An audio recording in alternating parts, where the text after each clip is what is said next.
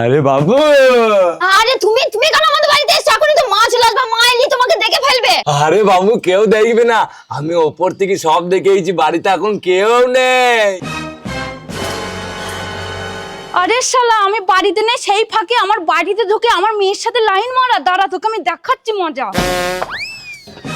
আমি তোমাকে স্কুলে ডাকলাম।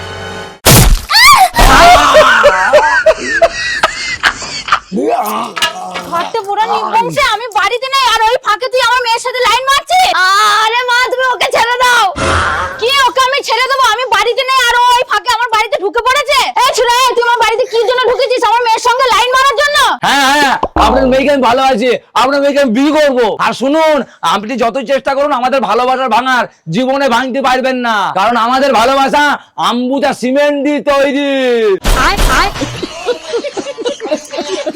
আরে তোকে কে বলেছে যে আমি তোর ভালোবাসা ভাঙতে চাই? আমি তো চাই তুই আমার মেয়ের সঙ্গে বিয়ে কর।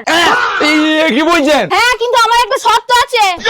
এই নে ব্যাগ, আর শোন, এই ব্যাগটাকে টাকায় ভর্তি করে নিয়ে আসবি 1 বছরের মধ্যে, তাহলে আমার মেয়ের সাথে তোর ধুমধাম করে বিয়ে দিয়ে দেবো। হ্যাঁ, কি বলছেন? এক ব্যাগ টাকা আনতে হবে? হ্যাঁ, এই এক ব্যাগই টাকা আনতে হবে, না হলে তুই আমার মেয়েকে ভুলে যা। হ্যাঁ, আপনার মেয়েকে ভুলে গিয়ে আপনাকে মনে রাখবো নাকি? এই গাড়িগুলো আমাকে মনে রাখবি কেন? তাহলে এই যে বললেন এখনই যে আমার মেয়েকে ভুলে যা, এই টাকা না আনতে পারলে না আমার মেয়েকে ভুলিয়ে যেতে হবে তোকে। খবরদার আপনার মেয়েকে ভুলার কথা আমাকে বলবেন না। আপনার মেয়ে আমার জীবন, এক ব্যাগ কেন, আমি 10 ভাগ এরকম টাকা এনে দিতে পারি আপনাকে। নুন আনতে পান্তা ভরে আবার 10 ব্যাগ টাকা নিয়ে আসবে।